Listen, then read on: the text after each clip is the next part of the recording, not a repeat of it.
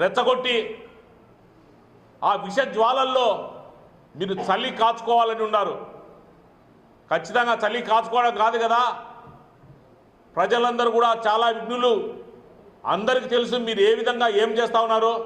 మీరు చెప్పిన పని చెప్పిన మాట నిలబెట్టుకోకుండా ఈరోజు ప్రజలందరూ కూడా నిలదీస్తూ ఉన్నారు. కాబట్టి ప్రజలను రెచ్చగొట్టి దారి మరల్చాలి అని చెప్పేసి మీరు ఆలోచన మానుకోవాలి.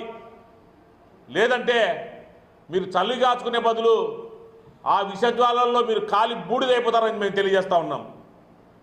నిజంగా ఇప్పటికైనా టీటీడీ చైర్మన్ గారు ఇప్పటికైనా కూడా ఇతర మతాలను గౌరవించాలి, అన్ని మతాలను గౌరవించాలి, మనుషులను గౌరవించే విధంగా ఉండాలి.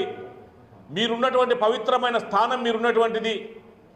కనీసం ఆ స్థానంలో ఉన్నంత వరకైనా కూడా అందరినీ ప్రజలందరినీ కూడా గౌరవంగా చూసుకోవాలని చెప్పేసి మేము తెలియజేస్తూ ఉన్నాం. లేదంటే తప్పనిసరిగా మీరు ఆ స్థానంలో ఉన్నారు కాబట్టి ఎవరు మిమ్మల్ని దుర్భాష ఆడరు. ఎందుకంటే మీకు విలువ ఇకపోయినా కూడా మీరున్నటువంటి తిరుమల తిరుపతి దేవస్థానానికి చైర్మన్ స్థానానికి అందరూ గౌరవిస్తారు కాబట్టి, భక్తితో ఆరాధిస్తారు కాబట్టి ఆ స్థానానికి గౌరవిస్తారు తప్పితే మీకు కాదని తెలుసుకోవాలి.